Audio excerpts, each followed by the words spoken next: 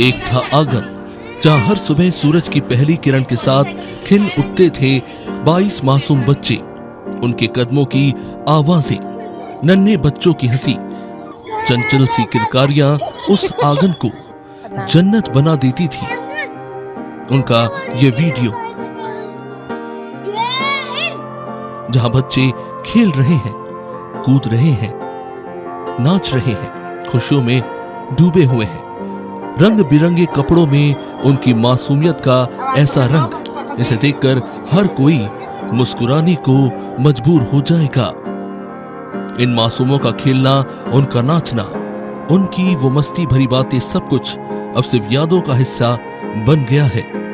इनके छोटे छोटे कदमों की थाप उस आंगन में अब कभी सुनाई नहीं देगी। वो नन्ही आवाजें जो कभी घर के हर कोने में गूंजती थी, आज बस खामोशी की चादर ओढ़े हुए है। पर क्या ये खेलना, ये नाचना, ये खुशियां अचानक खत्म हो गई?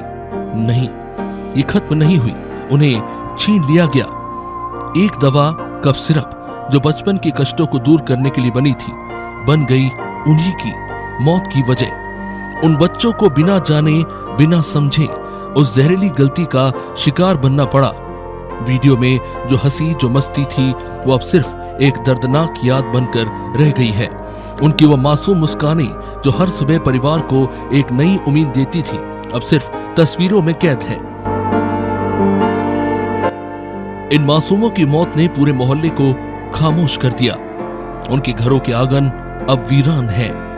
बच्चों की आवाजों की जगह अब सिर्फ आंसू है।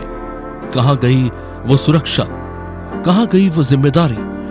करोड़ों की तनख्वाह लेकर अधिकारी आखिर कहां सोते रहे, जब उनकी लापरवाही की वजह से अब तक 22 परिवार टूट गए। पर यह कहानी सिर्फ रोने की नहीं, एक चेतावनी भी है।